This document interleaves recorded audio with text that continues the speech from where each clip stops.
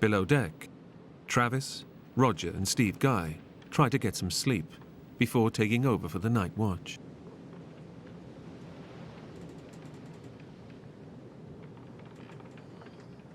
It wasn't my time to go on deck yet. I just decided, okay, I'll get up, I'll get something to eat, I'll go, shoot the breeze with the guys on deck and see what's up and start getting settled in. That's when it all started going downhill.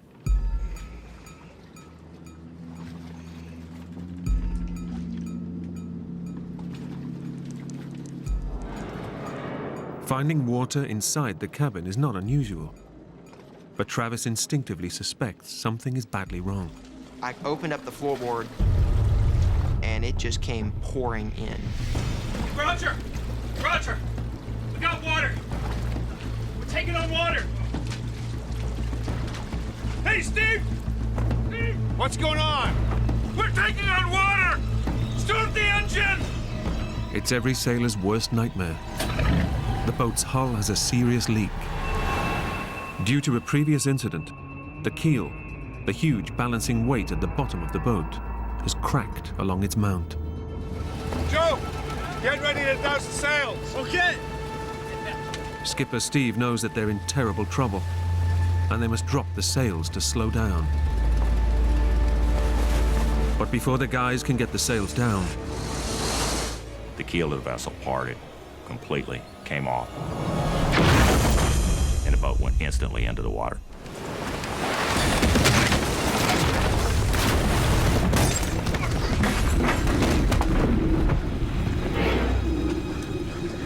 The boat just laid over into the water, just completely horizontal. All of a sudden, the lights go out. The engine shuts off. What happened? I don't know! up on deck, Skipper Steve is clinging to the capsized boat. I was hanging underneath the boat because it wasn't still up out of the water at that point, thinking it was time to go. A boat's going down! Everybody off!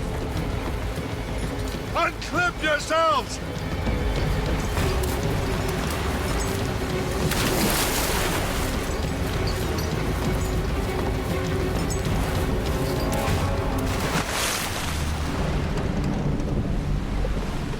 In just a matter of seconds, the boat has completely overturned.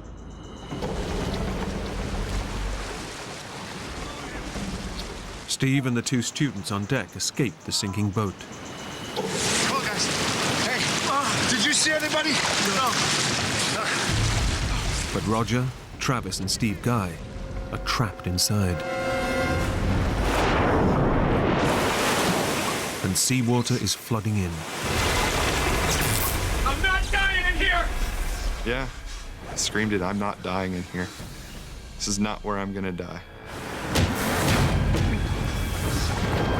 Unless they can find a way out of the cabin, they are just seconds from being dragged to the bottom of the ocean. Emotion's telling you at that point, you're screwed. I mean, there is no way out of a situation like this.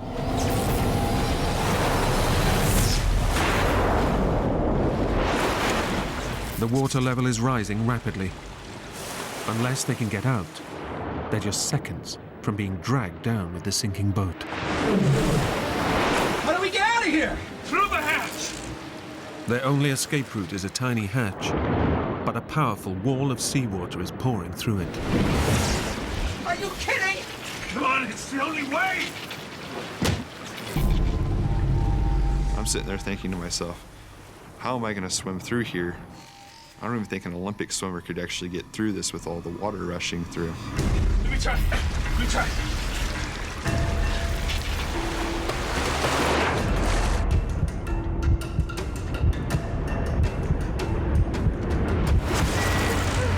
I can't do it!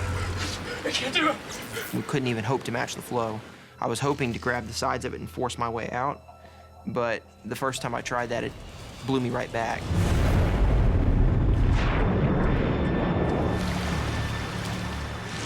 Roger! Roger! Travis! Steve! We can be Steve Conway can do nothing but wait for the three men to emerge.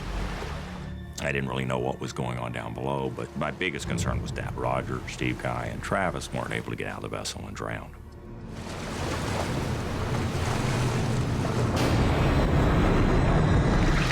Gotta get out of here, man. What are we gonna do? I was terrified beyond belief. I don't even want to see what my face looked like at that point. Take a deep breath. Go for it. I'll push you through. It's your only chance. As I was trying to go down the second time, Roger grabbed my legs and pushed.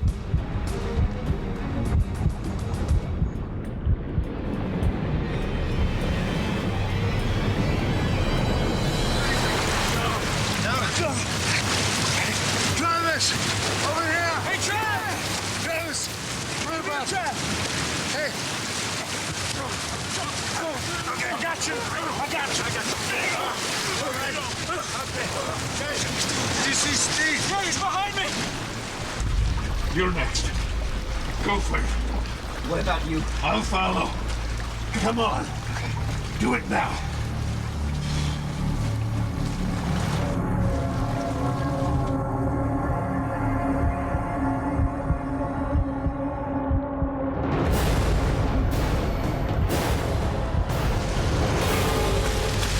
Steve! Steve! Steve! Come here! Come here! Come on! Go and do it! I got it! I got it! Okay! Hold on! Hold on! Hey! We got you! 5 of the 6 crew are now out of the boat, but there is still 1 man missing. They wait.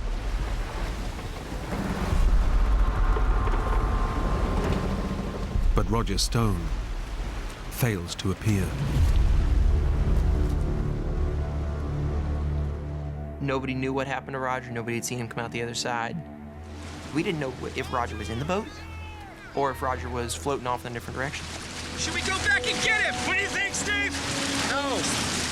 I would have never let anybody go back in. In the situation we're in with all the lines out and underwater, there was no real chance that somebody would be able to dive underneath, get in there. I could have gone inside the boat with absolutely no lighting whatsoever, felt my way around and never found him, even if he was in there, because there's too many nooks and crannies in that place. And I would have had to do it all on one breath of air. He's an experienced yachtsman. He'll be fine. Yeah. He'll stay with the boat. The crew now have to focus on their own survival. Steve Guy has escaped the boat with no life jacket. Travis! Travis! Go to the boat! Okay! Hit the ring! We'll go! Okay. Skipper Steve sends the crew back to the boat to get the emergency flotation ring. All right, hold on. Yeah, okay. It was very crucial. We already knew that Steven didn't have a life jacket. If he had the horseshoe ring, he'd have something to float with.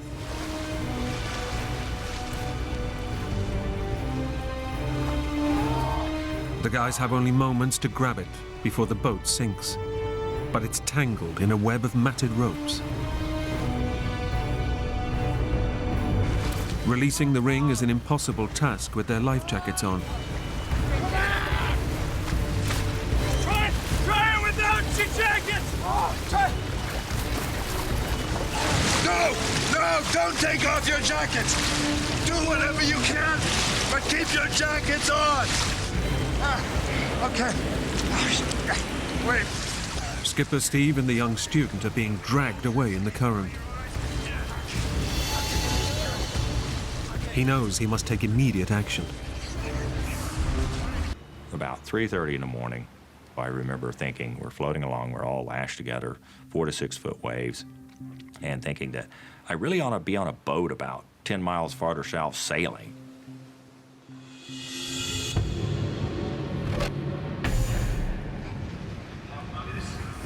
It was almost dreamlike and surreal.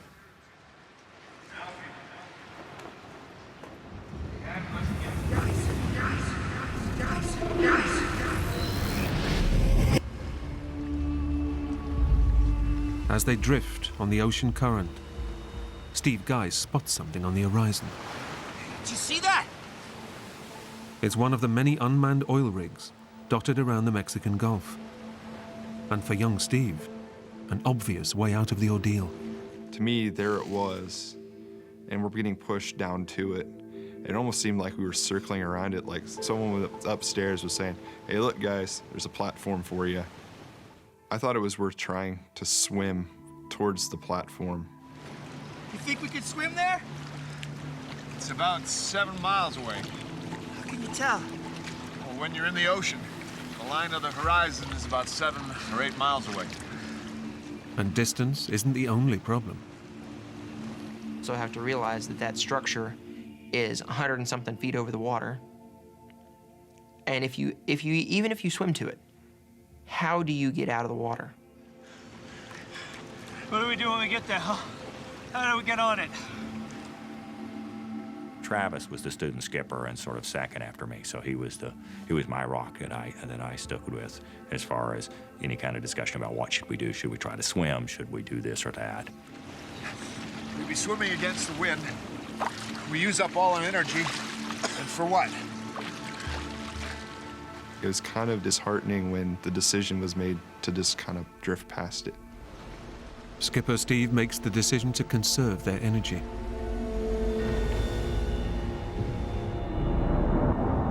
They're now pinning all their hopes on rescuers finding them. But even staying put is no guarantee of safety. The Mexican Gulf is a shark-infested body of water. Big sharks. Those are the ones you worry about. Tigers are probably the most risky. They get really large. And it's not long before Steve's worst fears are realized.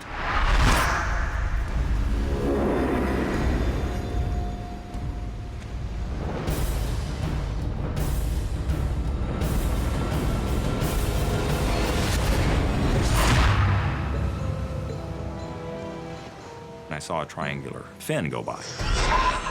None of the other guys saw it. Desperate to ensure the young crew stay calm, Steve keeps the sighting to himself. I'm certainly not going to say something that's going to unnecessarily concern them. If there's something they need to know, I was sharing it with them. But they didn't need to know it, and they didn't need to know it.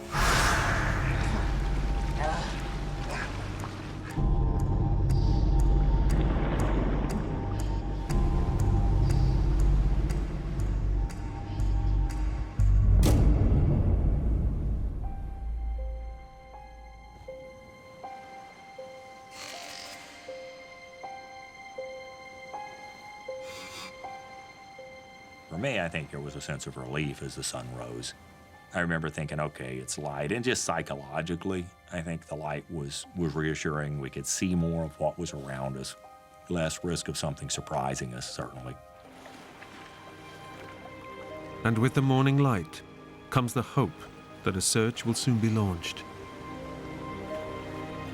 What's gonna happen is this. I started walking the students through what would happen. We had a normal 8 o'clock call-in on our satellite radio. Every morning at 8 o'clock, I called in and said, here's where we're at, we're okay. And just did a daily check-in.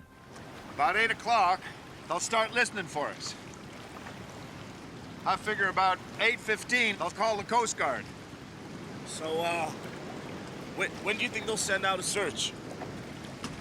Well, I figure about 10 o'clock, we'll see the first planes. What if they don't find us? Will they stop searching? Oh, not for a long time yet, buddy. I figure about 8 to 10 days. This kind of a search, you just keep it up long past there's any chance of people surviving, actually.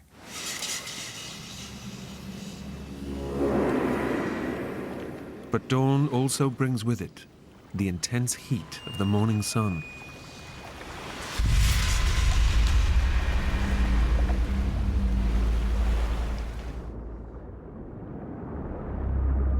The sun was out, none of us had caps on. Fairly quickly, we started to burn.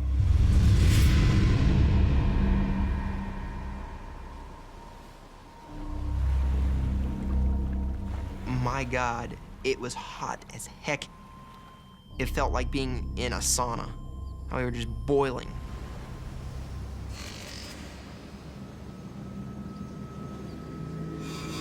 By midday, it's been 13 hours since the boat sank, but there's still no sign of rescue. We should be seeing something. We should be seeing, you know, planes or hearing planes fly over, even at a distance. It was getting to the point where we were all very tired. Steve Conway knows he must keep his crew focused. On the horizon is the oil rig, the same one they saw the previous night. Let's swim for the rig. Opie agreed that that was a dumb idea. Well, I changed my mind. With the wind behind us, I think we can make it. Only hours earlier, they'd rejected swimming to the rig because it was just too far away. Come on.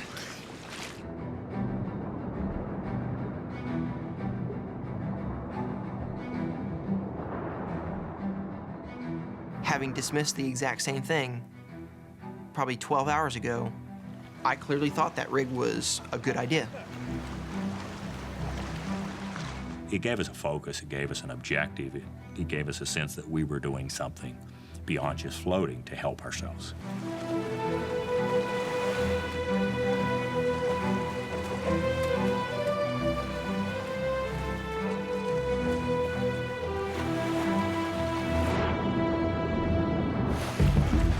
The life jackets were very much starting to chafe on us and starting to really rub parts of our skin raw. So I, at one point, stripped out of mine and gave it to Steven. I gotta get Steve my jacket. Oh, thank you, Travis. The men swim for over 2 hours, but they're making almost no progress towards the rig, and the effort is draining. It was the dumbest thing I can think of possibly doing in retrospect, because I was thinking that rig was probably about 5-10 miles away, but my perspective significantly skewed at that point. The energy expenditure of trying to swim against the waves and against the wind, you're not going to get very far for the amount of energy that you're going to put out.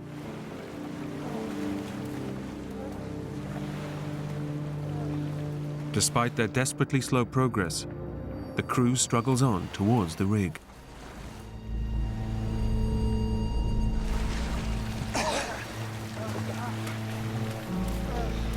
But exhaustion is not their only enemy.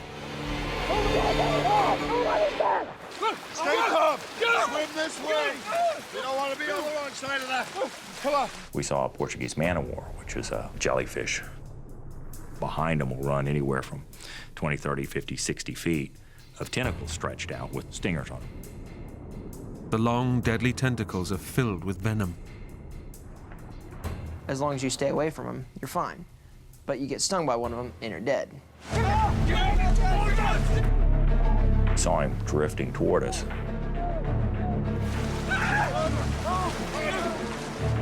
We knew we had to swim quickly. Swim harder. Come on. Faster.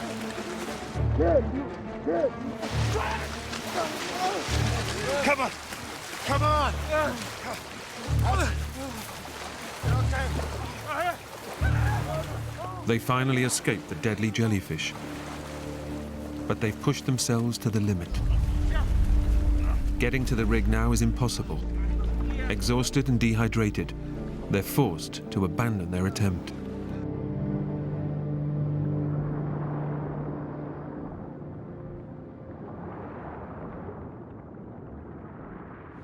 They've now been in the water for over 14 hours, and the ordeal is starting to take a terrible physical toll. By about 2 o'clock, it had been roughly 24 hours since I had last had any kind of food or drink, and I figured everybody else was in the same position. Fairly dehydrated from being out there in the water and sweating it all out all day. He's right. It's pointless. The men now believe their hope of rescue is gone, and with the second night fast approaching, they fear death will take them one by one. It was so late at that point that we all kind of were probably thinking the same thing. It's, you know, they haven't seen us yet. We're not doing well at all. Somebody's gonna be going pretty soon.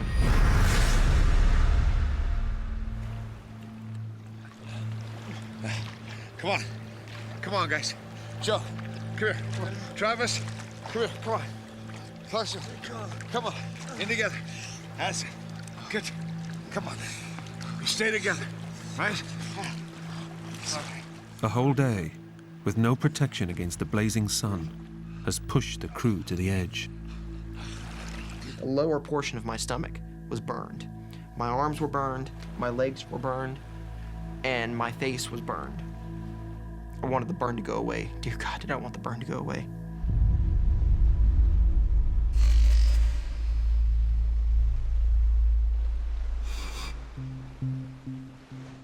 As the sun drops, the temperature plummets, and the fight to stay cool turns into a battle to keep warm.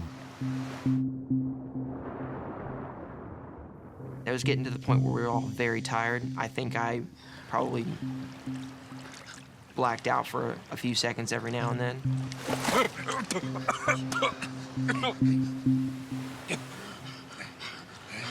Come on. Sorry, closer. Sorry.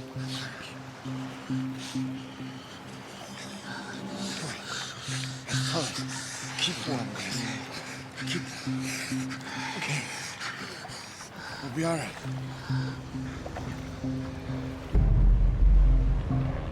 With light fading, the rescue helicopters begin to disappear over the horizon, and Skipper Steve drops a bombshell.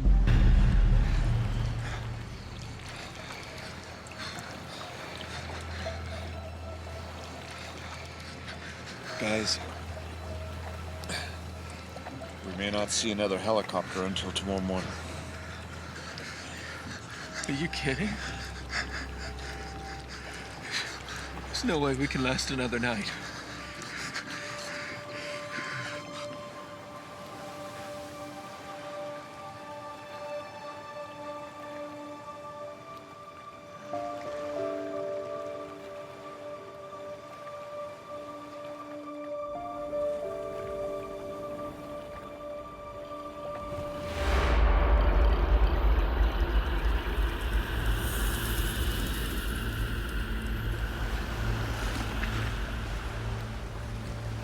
I was deathly afraid of the impact of the young men I was with dying on their families. To be in any way responsible for somebody, a parent, losing a child, I couldn't imagine. Let me tell you about a case study that I read. A fishing boat overturned, and a very fit 22-year-old football player died. But a 68-year-old grandmother survived. How come? Afterwards, they interviewed the grandmother, and they asked, how was it your grandson, who was so much fitter, died? And she goes, I wasn't gonna give up. I wasn't going to die. You've got to have a fierce will to live. You just got to never give up. The will to survive is the most critical thing for us to make it through. We must never give up, okay? Never giving up was the critical thing for our survival.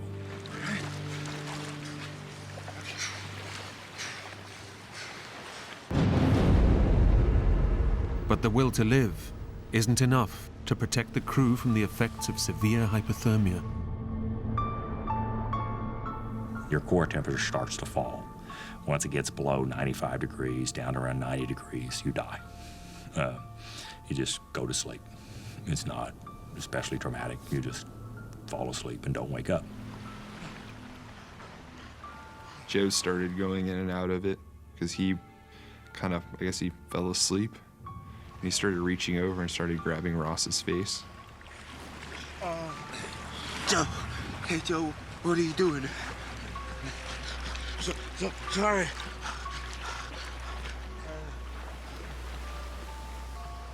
Ross, the smallest of the group, is beginning to drift in and out of consciousness. Ross was in the worst situation because the rest of us are fairly big guys. Ross had 0 body fat, so he had no insulation like the rest of us, and it was noticeably affecting him more. He wasn't talking at this point. Skipper Steve has done all he can to keep his crew alive. But after nearly 20 hours in the sea, he too is now fading fast. We'd all been out in the water the same amount of time. The bigger guys would have probably lasted an hour, maybe 2 more. But if Steve was going, we didn't have much more time either.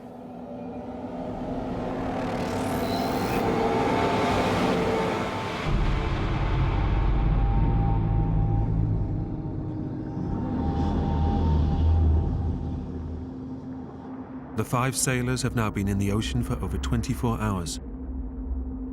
They've done everything they can to withstand their ordeal.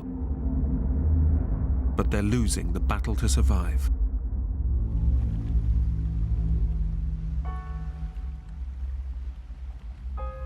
You know, in the dark, it's kind of depressing.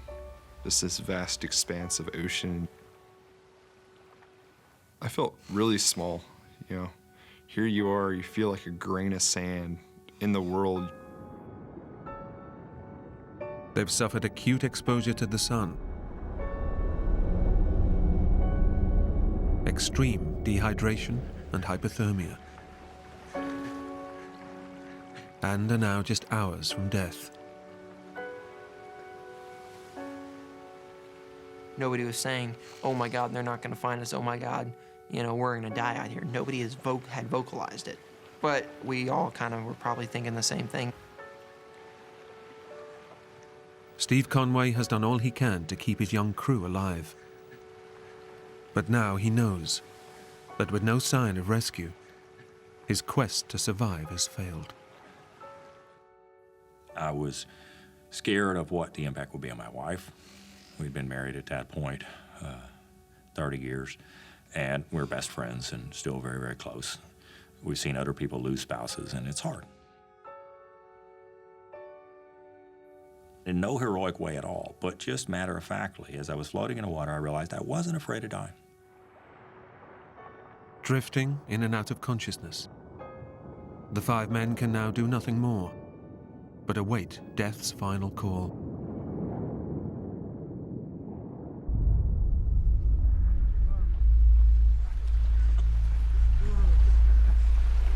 Then, out in the darkness, comes the sight they've been dreaming of.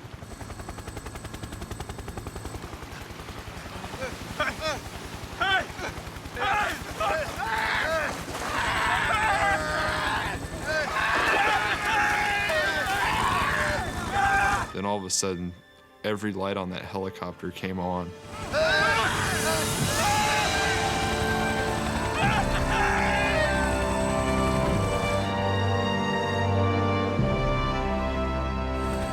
The rescue search hadn't been abandoned for the night. The Coast Guard had tracked the ocean currents, which eventually led them to the missing crew. Everyone just screamed it. I'm happy, you know, we're going home. It all really set in that it's finally done, it's finally over. You know, we're getting out of this and we're getting out of it alive. The 5 men were airlifted to the hospital, and they all made a complete recovery. But when the Coast Guard finally salvaged the sunken Cynthia Woods, they found the body of missing crew member Roger Stone.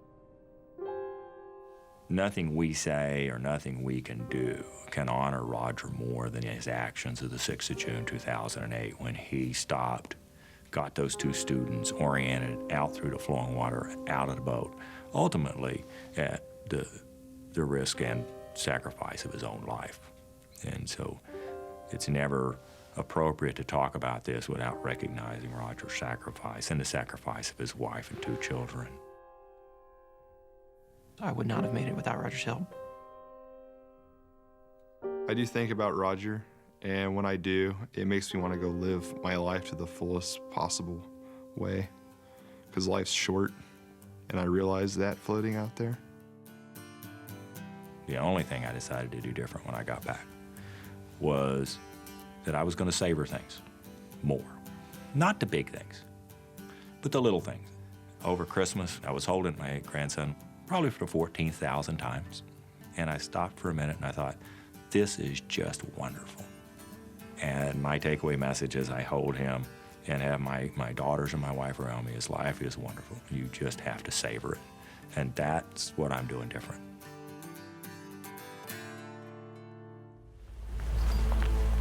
Only the military's helicopters can reach the yacht, Looks like this could get rough. We all set? Yes, sir. but it'll require dangerous mid-air refueling. Okay, Jim, cockpit checklist. Yeah, APU control switch. The crew of Air Force Rescue 110 is ready to roll.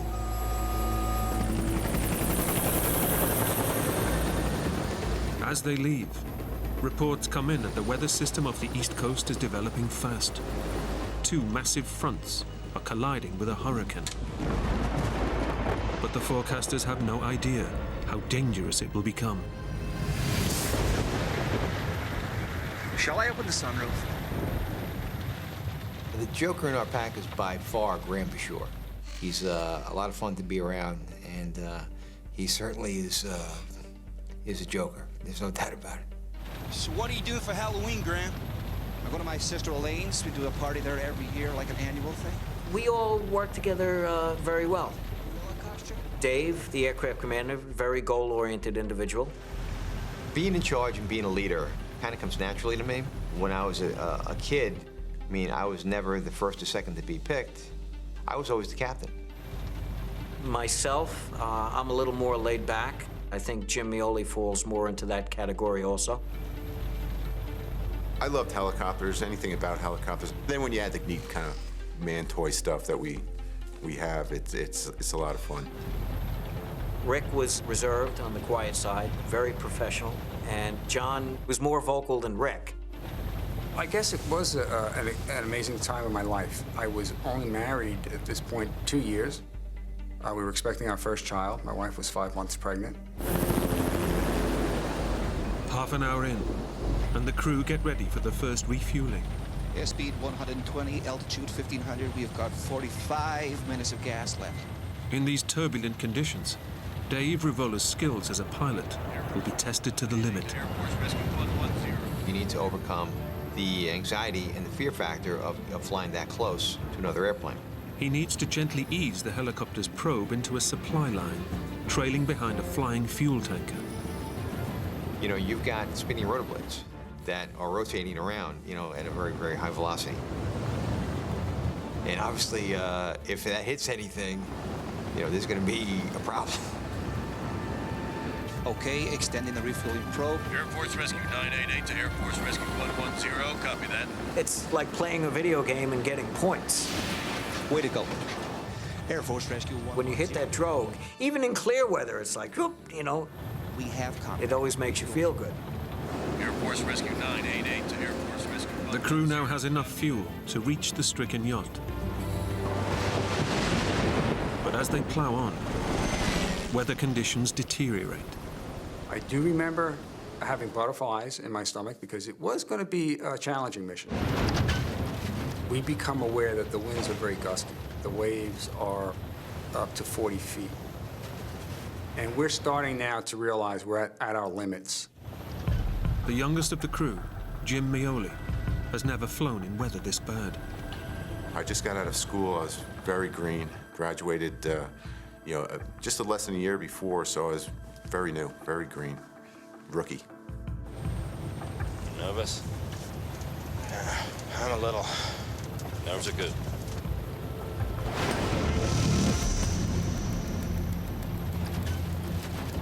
Two hours in, Air Force Rescue 110 reaches the stranded yachtsman.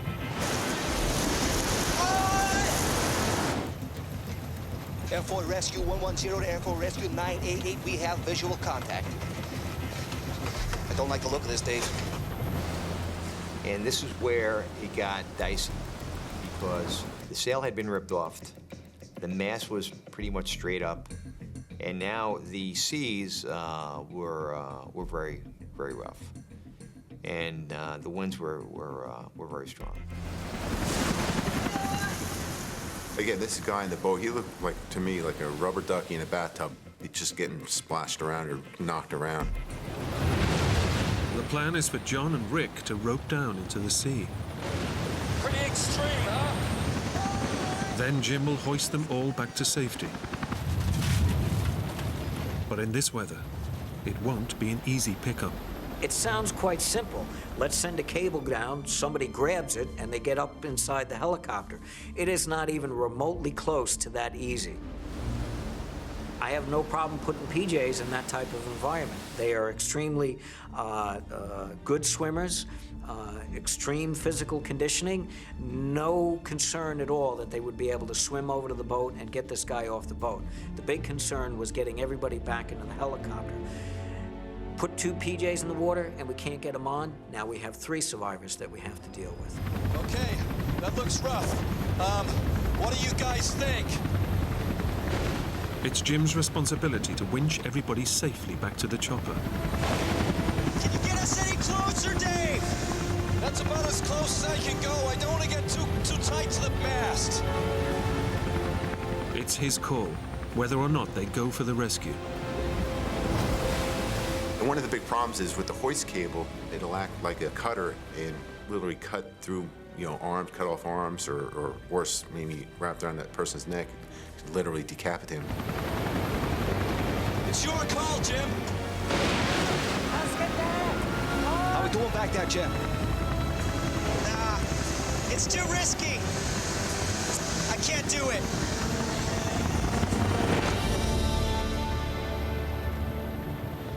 It was a tough decision. It really was. We went all the way out to try to get this guy up, and just, I didn't think I could do it. Okay, let's head back. Radio in the decision. Air Force 110 to Air Force 988. That was the first mission I was on where, we had to actually turn around and say no to it. That was a very disheartening experience. Conditions too poor to execute rescue. Over.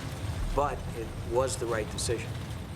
It's not all like Hollywood, The hero doesn't always come out alive and everything works out fine.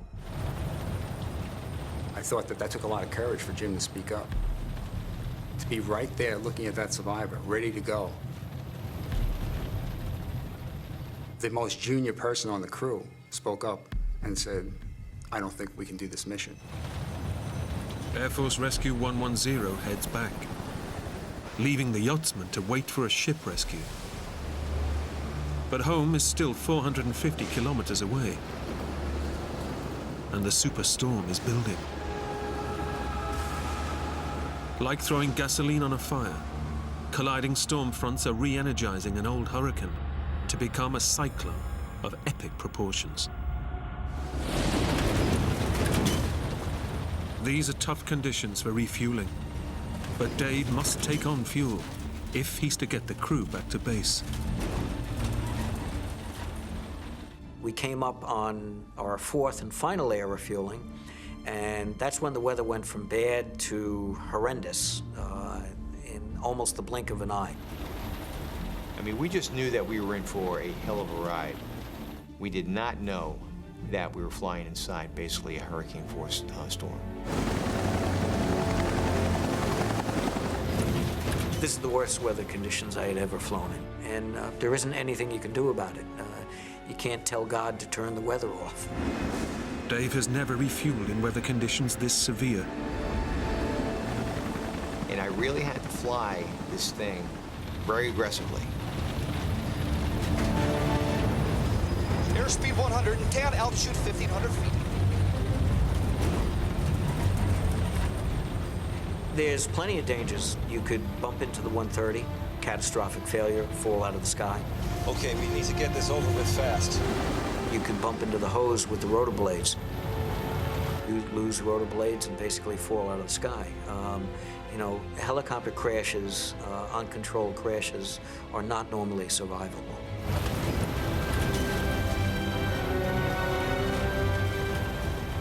There was turbulence that, you know, was really rocking us left and right, up and down, any which way you can imagine.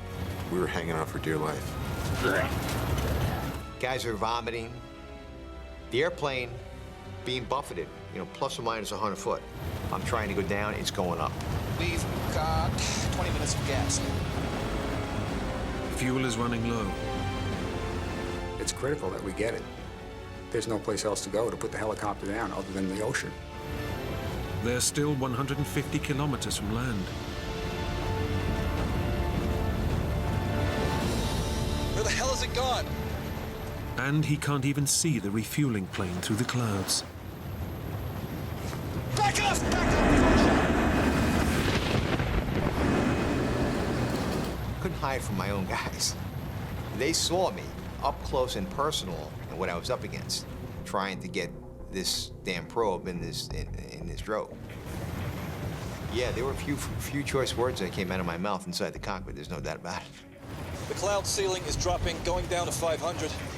Air Force Rescue 112. We're doing a lot of suggestions, turning in a different heading, different direction, climbing down, all different situations to find clearer air so we can get gas and get home. We'd like to try this at 500 feet. Dave takes the chopper lower to get below the storm. But the turbulence only gets worse. Come on. Come on. We'd been doing this for more than half an hour. Well, now I knew we were crossing that line, that things were beyond our control, that we may not get fuel. And once I realized that, the thought of ditching the helicopter became a reality. And that was actually the most frightful period for me of that whole mission, was that thought, to realize we may have to abandon the helicopter. Altitude 490 feet. Dave knows he may only have one more chance to connect with the refueling drogue and save his crew. 5 minutes of fuel remaining. At that point, my low-level fuel lights begin flashing. Now it's decision time. If we don't get this fuel, we're all going swimming. 5 minutes of fuel remaining. Dave has run out of time. He faces the hardest decision of his life.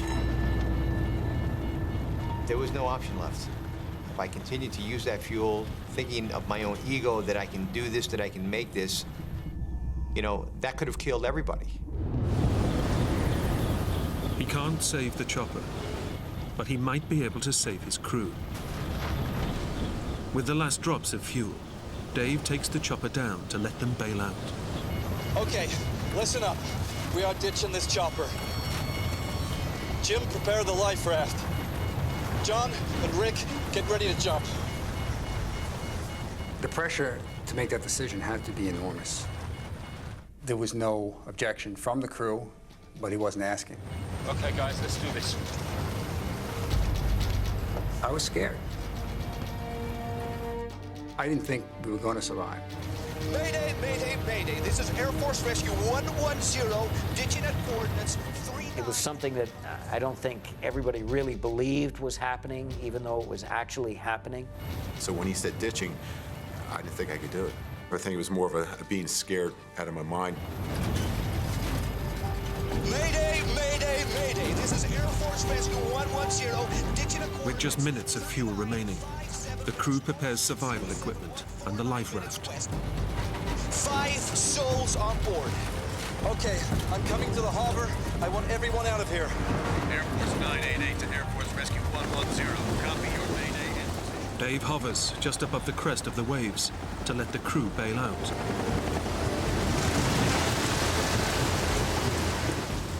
The waves now are a lot bigger than what they had been when we were trying to get the guy in the sailboat.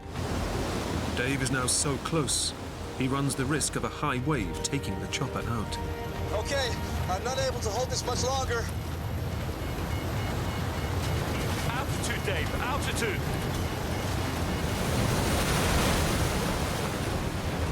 running on fumes. It's time to go. Number 1 engine offline. Mayday, mayday, mayday. It could be seconds before we're going in the water. My number 1 engine flames out on me. I'm hovering on 1 engine. I could actually hear the turbines wind down. I knew it was going to fall out of the sky at any moment. Everyone out! Everyone out! They must time their jump to the split second to hit the crest of a wave. If you mistime your jump and hit the trough of a wave, you're looking at falling 70 feet. So hitting the water at 70 feet would be like hitting concrete. But they must jump now. The chopper has only seconds of fuel left. We're running on fumes. It's time to go. Rick will be first to go. If he mistimes his jump, he could fall 20 meters into the trough of a wave and kill himself. He looked like a spring, coiled, ready to jump. I don't recall him ever taking his eyes off of the ocean. He never looked at me.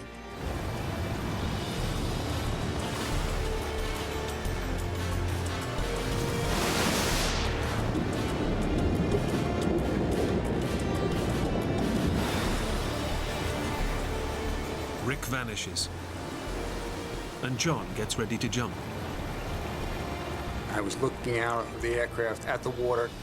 I couldn't tell exactly when to jump because I couldn't tell the difference between the crest of the wave and the trough of the wave.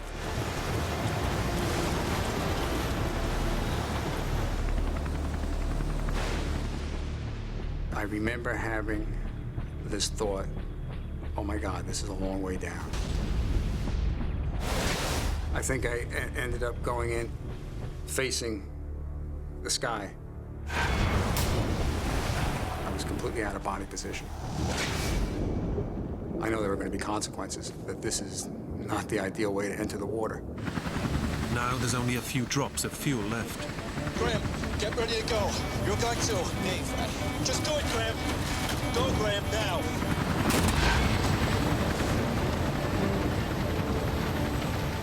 This was a bad situation. The likelihood of surviving it is extremely slim. Only Dave and Jim are left on board.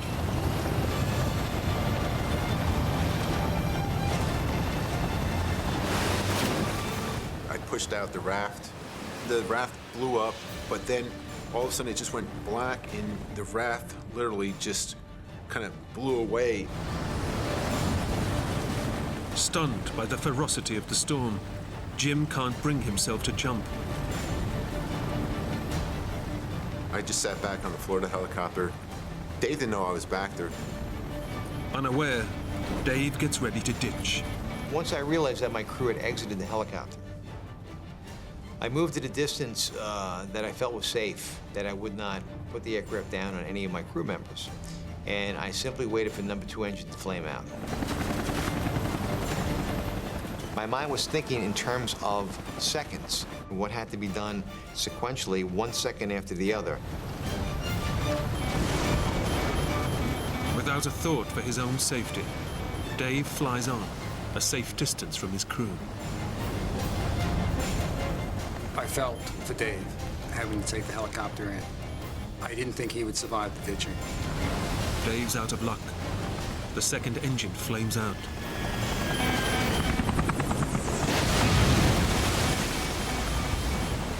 Body of the helicopter hit. It was a boom, boom, instantaneous, a twofold action.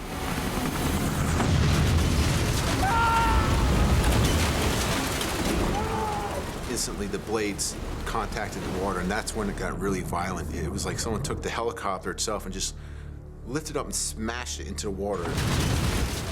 The water came in and instantly flushed me out of the cabin.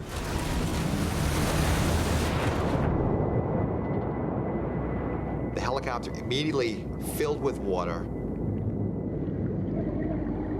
I mean, the only thought was to get out of the aircraft immediately. But Dave's door is jammed.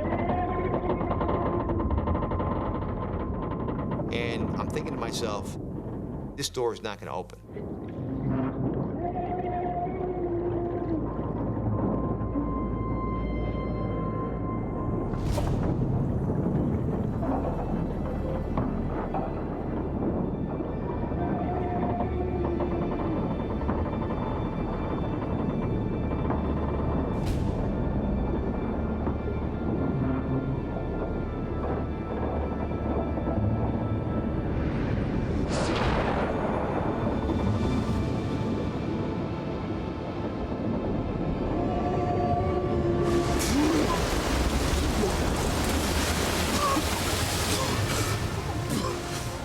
When I surfaced on the ocean, the waves were huge, up to 100 foot. The winds were so strong, you know, basically biting into your face, stinging you. Dave takes hardly a gulp of air before the waves suck him under again. But just when there seems no hope, John spots a distant light. I couldn't see that well, though, because my retinas had hemorrhaged from the impact. I had a blue haze across my eyes. But every once in a while, I would see the strobe. So I'm thinking that there could be human beings attached to those strobes, and that's a good thing. But the dilemma was, if I could do anything about closing this distance, do I really want to do that? That was a real dilemma. I don't want to close this gap because I don't want to be there and die in their presence. I want to be by myself. And then I had this recollection from survival training. There's strength in numbers. Stay together as long as you can. And I couldn't ignore that. John signals his position with his scuba light and starts to swim. But a kilometer of ferocious waves and hurricane winds separate him from the strobe light. With such severe injuries, he doesn't know if he can make it.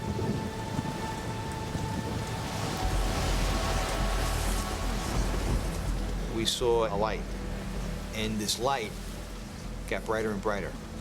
You know, what the hell is it? It's on the surface, and it's not a life raft. And I just kept swimming and swimming.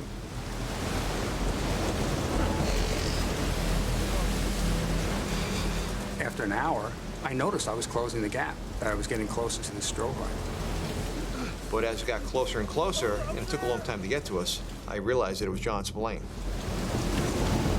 And I think it was probably another hour before I actually got there. No! John! Are you okay? Jim and I were both elated that we had, you know, John with us. It was a great feeling. But we could see the pain on his face of how badly he was injured. John! He was in tremendous pain. Very, very bad pain. We'll get you out of here. My focus shifted from me to Jim's predicament. Seeing the hood on Jim Meoli, I thought was a very brave act. That simple. I knew that that was decreasing Dave's survivability. But I also recognized what a tremendous help it was to Jim, that it was increasing his survivability.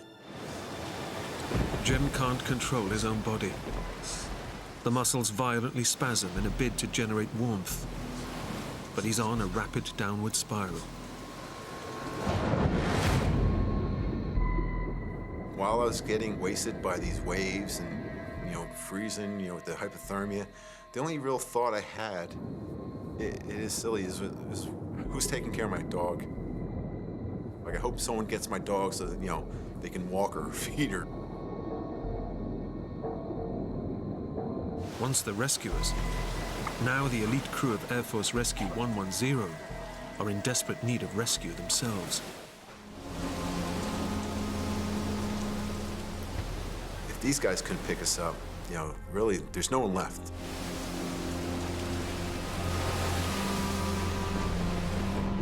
The last survivors of Air Force Rescue 110 have fought to stay together. Now, they will die together. You can't fight Mother Nature. You know, she has her own plans for you. I'm wondering, what point will I be so exhausted that I can't resist anymore? That I can't fight to get air. And that was frightening because I knew that point was going to come. It was very sad and frustrating because I wasn't ready. I needed more time.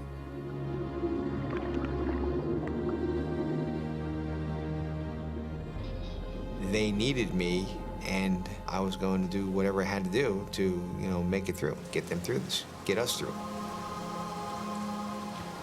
Even to this day, you know, I wonder how Dave had such strong hope. I don't think he doubted that he was going to see the rest of his life. He was going to see the next day and the day after that. Then we saw lights again. And I said to the guys, I said, that's a ship.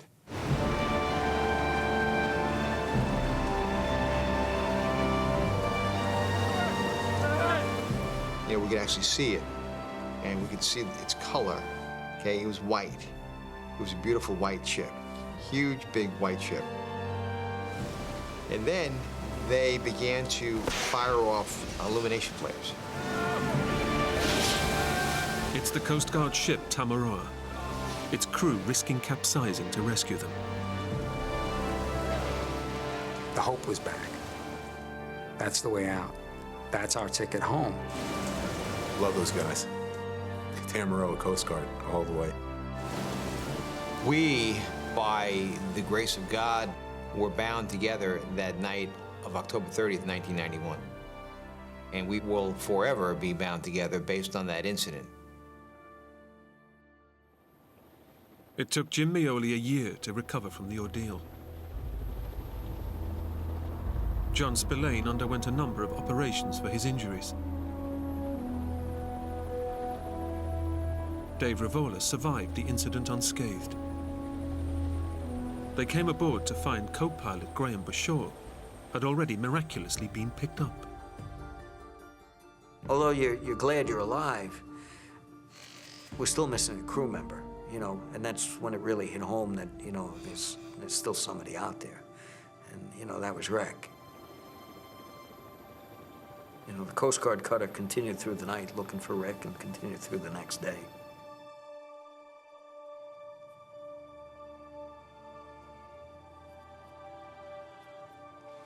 And, well, they never found him. And that was particularly hard. For 10 days, a combined forces operation searched almost 100 square kilometers of ocean for Rick. His body was never found. It's so sad that he actually experienced what we all knew was a possibility, that he died doing this job. He was willing to take the risk. So I'm happy for him in that sense, that he got to live that life. But I'm very sad that he was one of the people who wasn't able to survive his career. He left behind 4 daughters, the youngest just 2 weeks old. He died while attempting to save somebody else's life. What better way to go? Very, very unfortunate, but that's who Rick was. Rick was a warrior. Rick was dedicated to rescuing people. That's what he did. The perfect storm, as it became known, lasted 7 days, caused $200 million of damage to the East Coast, and killed 12 people. All 4 crewmen returned to active duty. The sailor they'd been sent to rescue was picked up by the Coast Guard the following day. There's a pararescue creed that ends with the motto, "These things we do, that others may live."